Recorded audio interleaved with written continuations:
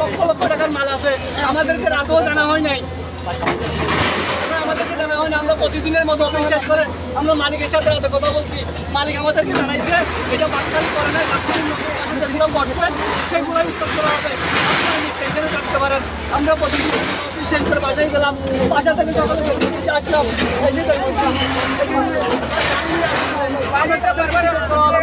আমাদেরকে তো কোনো নোটিশ করা হয়নি, নোটিশ না করে কোনো আমাদেরকে উচ্ছেদ করতে, তাহলে তারপরেও যদি উচ্ছেদ করে আমাদেরকে তো 30 মিনিট সময় আমাদের সব টাকা হলো হচ্ছে।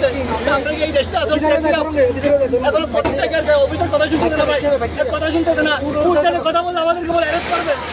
আমরা ছাত্র জনতা 24-এ আমরা রক্ত দিয়েছি, আমার হাত এখনো থাকতে পাবেন, আমরা রক্ত দিয়েছি এই দেশের জন্য, আমরা এই দেশটা চেয়েছিলাম। আপনাদেরকে মালিক কোনো ধরনের আমরা মালিকের সাথে রাতে কথা বলেছি, মালিক বলছে আমাদেরকে এটা বাটখালী নদীতে পড়ে নাই, এটা নাম পরিবর্তন, আরেকটা মালিককে ধরতে পারেন। আমরা মালিকের সাথে কথা বলছি, মালিক বলছে আমাদের কাগজ ঠিক আছে, এখন তারা কথা শুনতেছে না। এখন উচ্ছেদ কেন হচ্ছে? আমার কথা হচ্ছে এটা মালিকের বুঝবে, কারণ কথা হচ্ছে আমাদেরকে যদি উচ্ছেদ করতে হয় তাহলে আমাদেরকে সময় দেওয়া উচিত, কারণ এখানে তো 5,000 টাকার মাল না, এখানে 50 লক্ষ টাকা প্লাস মাল আছে আমার, আমি এত মাল 5 মিনিট কেমনি সারবো আপনারাই বলেন। এখানে প্রত্যেকের তো বিভাগ আছে একটা। রাতে তো পাবলিসিটি করছিল, তখন আপনারা কি ইনফরম নাই না? তখন আমরা পাবলিসিটি শুনে মালিককে কল দিছি, মালিক বলছে আমাদের ঠিক আছে, মালিক যেহেতু আপনাদেরকে বলছে এখানে কিন্তু মালিক বলতেছে এখন আমাদের কথা শুনতে না। আসলে যারা ভাড়াটিয়া রয়েছে আমরা এখানে দেখতে পাচ্ছি আসলে এখানে এই জায়গাটা যদিও মহেশখালী খালেক চেয়ারম্যান দাবিদার ওনার দুই ছেলে সকালে যারা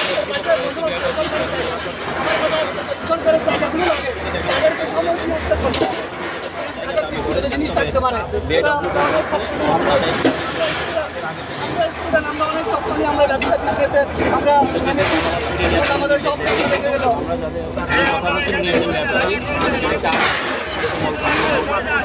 আমরা গিয়ে দিয়েছিলাম মানুষের বিবেক আছে ওই রকম হোক না কেন তারা চাইলে আমাদেরকে ডিসক্রিমিনেশন করতে পারতো।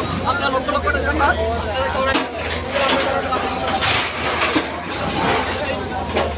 সবাই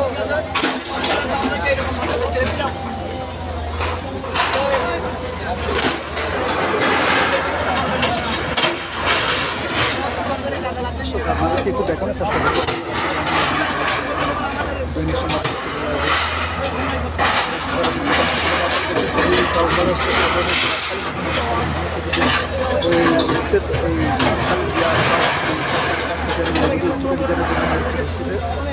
এবং DITW এর লোকজন এসেছেন আসার পরে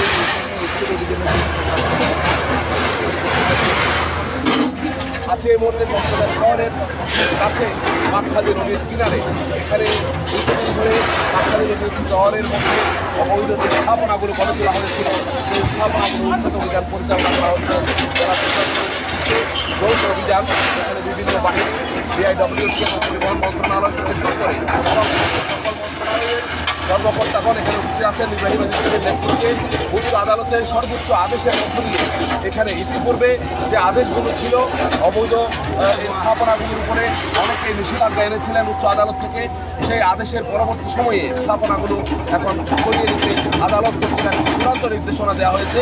সেই নির্দেশনার আলোকে কক্সবাজার জেলা পরিষদের কার্যালয়ে গত কয়েকদিন আগে নৌ পরিবহন উপদেষ্টা সাখাওয়াত হোসেন ব্রিগেডিয়ার জেনারেল অবসরপ্রাপ্ত তার নেতৃত্বে এখানে একটি গুরুত্বপূর্ণ সভা অনুষ্ঠিত হয় এবং সেই সভায় সিদ্ধান্ত ক্রমেই আজকে এই অভিযান পরিচালিত হচ্ছে। এই অভিযানের মধ্য দিয়ে হয়তোবা বাঁকখালী নদীর হয়তো আগের শুরু হবে এমনই প্রত্যাশা এখানকার যারা সচেতন মহল আছেন তাদের। আমরা উচ্ছেদ অভিযানটি দেখাবো, আমাদের সাথে থাকুন।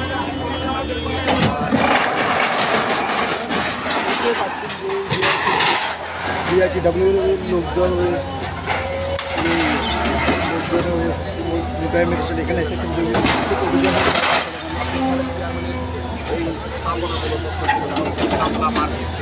আমাদের সরাসরি দেখানোর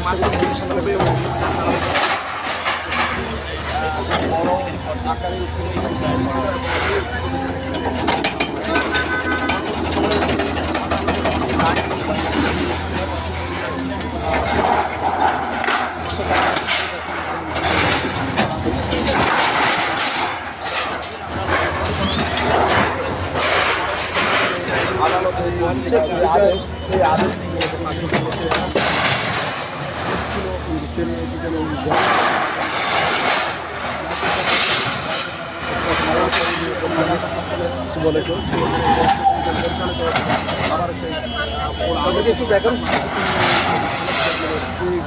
এক বছর ধরে এই অবৈধ স্থাপনার জন্য সরকারি বারবার বৈঠক করা হয়েছে। কয়েকদিন আগে যে উপদেষ্টা সাখাওয়াত হোসেন এখানে বৈঠকের পরে গতকালকে আমরা দেখেছি যে মানববন্ধন হয়েছে, যে মানববন্ধন হওয়ার পরে ওনারা অনেক সিদ্ধান্তের পরেই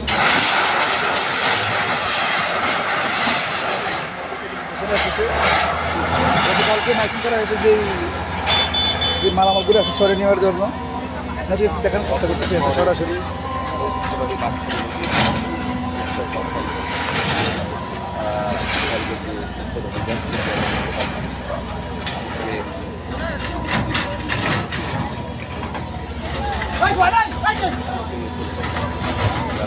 মোবাইল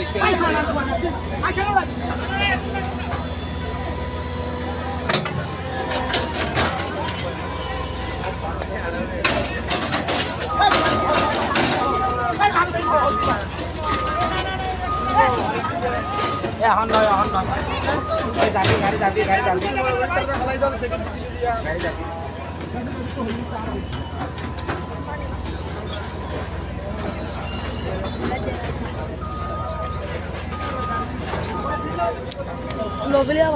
দর্শক আপনাদের একটু সরাসরি দেখানোর চেষ্টা করতেছি আমি মোহাম্মদ আরিফ সংবাদে করতে দেখতে পাচ্ছেন যে বাকখালী মোহনায়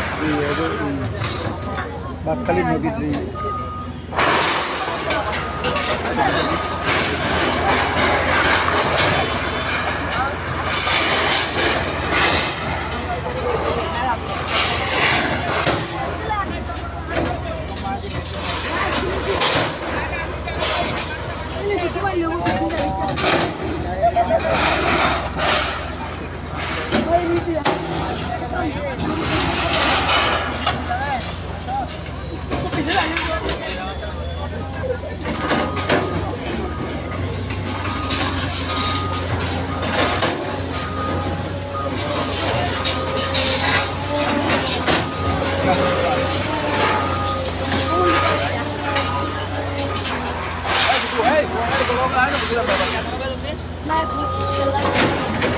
আমাদের